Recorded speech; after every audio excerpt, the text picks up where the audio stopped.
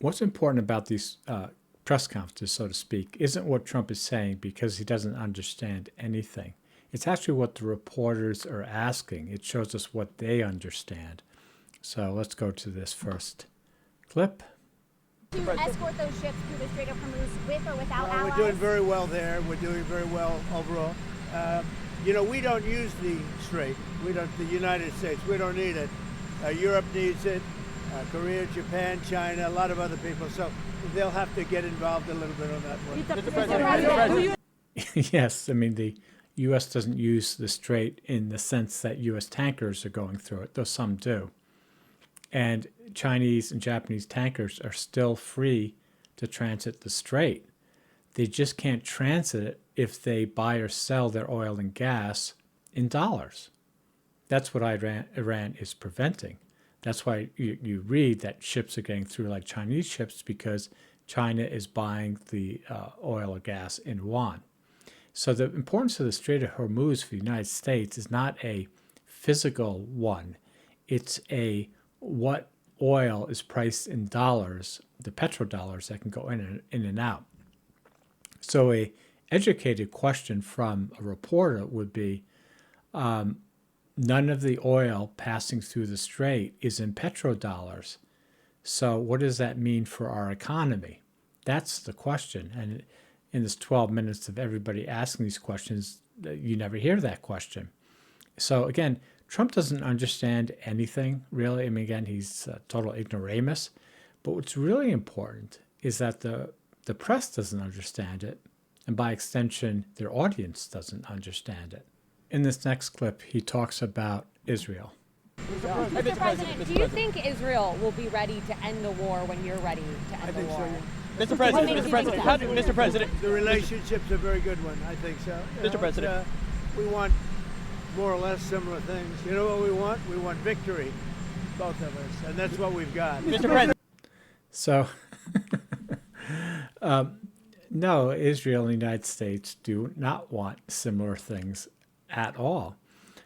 What Israel wants is, and I have a problem with the news where they keep saying that Israel is irrational. They're not irrational at all. What Israel wants, what they've always wanted for the past 50 years or whatever, is they want the United States to keep supplying weapons so they can stay the strongest military power in the Middle East. They can push back their neighbors. That's what they want. But they can't get it. Well, the United States isn't going to give them anything for free. Not going to give anybody anything for free. So the United States gives Egypt a bunch of weapons too, just like Israel, so they abide by the David Accords or whatever they were, the peace with Israel. So what the U.S. Won't give weapons to Israel unless Israel is doing a good job, right? So Israel depends on having that strength. So Israel wants the U.S. in the war just so that it's committed to the war and it's committed to giving weapons to Israel. For the sake of argument, if the U.S. totally left the Middle East, why would we give Israel weapons? We just wouldn't. So that's what Israel wants. They just want the continued supply of weapons and money from the United States. What does the U.S. want? Well, it gets back again to the petrodollar. All the Gulf Coast countries sell their oil and gas in petrodollars. And because they price everything in dollars, it means anybody who's going to buy oil and gas has to get those dollars. And then you have to trade with somebody to get those dollars. You can't get energy, so you have to get dollars. And because it's our dollars, we can print more of them. We can do a bunch of tricks to basically make sure our standard of living is a little bit higher than others. We essentially, the petrodollar is like a fee. And other countries pay the fee because it's just like you and your bank, right? Yeah, you know your bank is ripping you off, whatever. But you pay that fee because, you want to live in America. You want the benefits of, dollar assets, or your money, whatever. So Iran, when it went through the revolution in 1979, it went off the petrodollar. So Iran sells China oil through the yuan, not through the dollar. That's why the United States has always been after Iran. It wants to bring it back into the fold. It wants to bring it back into the petrodollar system. That's why, to people who follow this, the U.S. attack on Iran is beyond counterproductive. It could not be more counterproductive if it tried, because the petrodollar is very important. The petrodollar is what gives U.S. citizens a higher standard of living. So, yeah, if you could get Iran into the petrodollar system, that would be great. But that's what the U.S. has always wanted. So, U.S. has always wanted Iran back into the petrodollar system, like it was when the Shah was running Iran. And what Israel wants is it just wants a steady state of weapons and money so it rules the Middle East. So both interests are different. And the reason that they're, even though they're different, but the reason that the war isn't being fought in a logical way is that the people running the war from the United States don't care about the petrodollar. They don't care about that. They only care about Israel. And that's a whole long quagmire. But, I just wanted to say that it's incredible that he doesn't even understand the basic different agendas of the United States and Israel. And she says, oh, well, when we end it, will they end it? He's like, I think so. Because he doesn't really truly understand it. He's like, yeah, we're friends. It's just like his comments about Putin. Oh, I think Putin cares about me. That's why he wants to talk about a ceasefire. You have to realize that really that Trump is on a third grade level. And I'm not saying that to disparage him, but just say that he's that he's the problem. I'm just trying to say, like, you have to be clear. That's why I'm going through this, that there are reasons for what's going on. He does not understand them. But again, I don't even care about that because he's a politician. What's important is the reporters asking the question don't understand these things, so they can't ask good questions. President, you said that the war was militarily won in Iran. What did you mean by that? You said the war was militarily won in Iran. What did you mean by that? Oh, I think we've won. We've knocked out their Navy, their Air Force. We've knocked out their anti-aircraft. We've knocked out everything. We're roaming free. From a military standpoint, all they're doing is clogging up the strait. But from a military standpoint, they're finished. So how much longer? So, again, the clogging up the strait is the whole game. So they're winning if they're not allowing oil and gas to flow priced in petrodollars. But for him to say that we've beaten their military, only if you look at it from the United States point of view and from a point of view that's decades old. So I'm sure you've heard a million times about asymmetric warfare. So Iran does not have a serious navy. They know they're not going to win, in a navy confrontation. But that doesn't mean that they don't have a lot of sea power. They have a tremendous amount of sea power in all these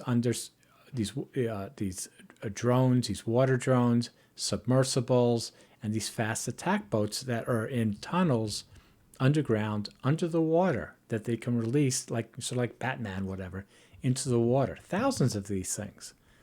So none of those have been knocked out. Or maybe, a few have been knocked out. So basically, Iran's sea power has not been degraded at all, as far as I know. Their navy, yes, their frigate was sunk.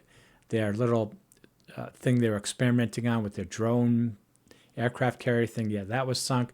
But this was never part of their sea power. And he talks about the Air Force, same thing. Iran has never really focused on its Air Force. But again, we have no proof that they've knocked out what Air Force that they have. And then he talks about their air defenses. Well, in the past couple of days, 2 F-35s have been hit for the first time ever. So Iran, for the first time ever, hit the stealth super weapon F-35 and landed. The pilot was injured. We don't know how much damage to the plane, but we know for sure it hit it. So I don't know what he's talking about, that they've knocked out all their air defenses. They haven't. Now, Iran does not have the strongest air defenses, but it doesn't mean that it's bad. It just means it's spread a little bit thin. And again, even if they had no air defense, still the question is, can the U.S. knock out all the missiles and drones in these tunnels, in these factories, in these tunnels? And there's no proof whatsoever that they have done so. So that was a question the reporter really should have asked. He would have asked, Mr. President, how have we won militarily if we have no proof that Iran still doesn't have 100% capabilities of their drones, missiles, and productions underground, right? You have to answer that question. So the U.S. just basically, bombs the surface of these places, and nobody asks them, well, hey, is the surface enough? No, it's not enough. And all the experts say that. So again, he doesn't understand any of this, but it's not that. It's, again, the reporters don't know the right question to ask. So his answer, have we beat the military? Yeah, if you're looking at it from the U.S. point of view, but if have they beat the military if somebody is looking at it objectively on the battlefield? No, because as he points out, well, they're still clogging up the strait. That's everything. That's the whole thing. Nobody cares about anything else. Seriously, it's like saying you're fighting this war, and the hot wars on the front and on the eastern front where nothing happened. Like you won over there where nothing's happened, but on the front that's advancing towards you, that's hurting you, you've done nothing. And on the front that's hurting the United States, the Strait of Hormuz, yes, nothing. Nothing has been accomplished. In this clip, there's so many things wrong in what he says. It's just nonstop. But okay, let's just start with, You said opening the Strait of Hormuz is a simple military maneuver. Very simple. Yeah, but what did you mean by that? See, right there, again, it's a bad question by the reporter. He's asking Trump to explain how he sees opening the strait, and we already know what he thinks. He thinks something that's childish and just not based on reality. So it's just a bad reporting. All these reporters are bad. The question is not like, what is your plan to open the strait? Because we already know after 20 days, whatever your plan was, it didn't work. It is not working. The strait is not open. So you need to challenge. You need to say, President, we have the strongest Navy in the world, the strongest, and the strait is not open after 20 days. So people say it will never be open. You can never get back because Iran has already destroyed all the radar and the communication systems in the Gulf Coast countries. So there's no way to get back. How is the U.S. going to deal with that problem? That's the question to ask. But again, all these reporters just ask these snowball, softy, ridiculous questions. So anyway, let's move on. It's a simple military maneuver. It's relatively safe, but you need a lot of help in the sense of you need ships, you need volume. See, volume is not the answer. You don't have like fixed positions of Iranians with their artillery and missiles and whatever, that if you bring enough ships, you can have this sort of like battle of two soldiers on different lines, shooting at each other. And ultimately the U.S. Navy plus NATO or whatever can overwhelm them and win. It doesn't work like that. Iran has all their stuff hidden.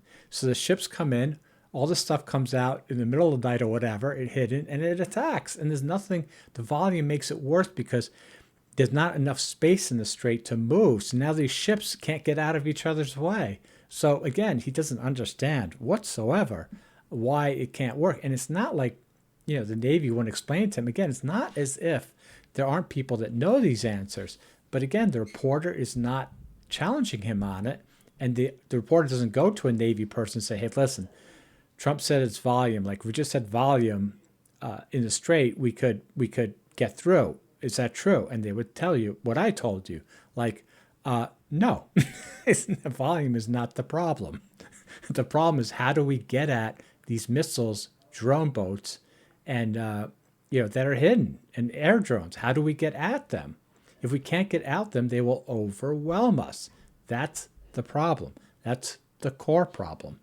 And it's been 20 days now, and that's what people should be talking about. And NATO could help us, but they so far haven't had the courage to do so. that is so rich. Haven't had the courage to do so. Hey, U.S. Navy, you're the biggest Navy in the world. Like, 3 weeks ago you're saying the Navy's so huge, doesn't need anybody, and now you're saying they don't have the courage. Hey, you first. Again, why doesn't reporters say, hey, maybe NATO would like to see us try first? You just can't make this stuff up. And others could help us, but we don't use it. At a certain point, it'll open itself. At a certain point. But we've defeated the enemy. But again, it is open. It was never closed. Iran has made that clear all the time. It's not closed. It's only closed to trade in petrodollars. Now, Iran hasn't come out and said petrodollars because they don't want to make it, they don't want to, it's hard to explain, they don't want the public to get involved in it. Do you know what I'm saying? They like that the American public thinks that this is just a question of might because it makes Iran look really strong. If you bring in the petrodollar, it overcomplicates it for many of the parties. So they all don't want it, but the smart people in Iran know exactly what's going on. But they're not saying anything. They'd rather just Trump keep repeating, oh, we can open it if we want. It's just, oh, brother. And they are an enemy. They're a sick group of people. The leadership is gone. The Navy is gone. The Air Force is The leadership is not gone. It was replaced. It's fine. gone. The anti-aircraft equipment that they have, the radar they have, is all gone. Everything's gone. And once again, no challenge from the reporters. Like, where is the proof that it's gone? Why did the F-35 have to make an emergency landing, right? Why are many people saying that the U.S. Air Force is not flying over central Iran? Again, no pushback from the reporters whatsoever. And that's what's important. The strait itself, the actual strait, how are you? Hi. The strait itself is, we're doing a good job. But it would be nice if the countries, including China, if the countries that use it, China uses it 90% of their energy. China, nothing has changed for China at all. The U.S. is having a war with Iran, and China is continuing to buy Iranian oil and ship the same amount it was shipping before. Maybe there's a little hiccup in the beginning. Nothing has changed for China. So I don't understand why he would want China to come help when there's no problem for China. But again, no reporter points it out. Hey, Mr. President, China's still, getting all the oil they want. I don't understand why they would help where this is not a problem for them. Japan is 95% of the energy. It would be nice if those Japan is 95% of the energy? I mean, what energy? I don't know what he's talking about there. countries would get involved. So it's just, again, it's accepted. We know that he doesn't know anything, but the reporters and the public still believe that what he's saying is true. Like, that's the problem. The problem is that we can't open the strait because we don't have enough ships, because NATO is scared and China doesn't want to get involved. It's all these cowardly scaredy cats. That's why there's a problem. They see it in these very basic terms that have no bearing on reality.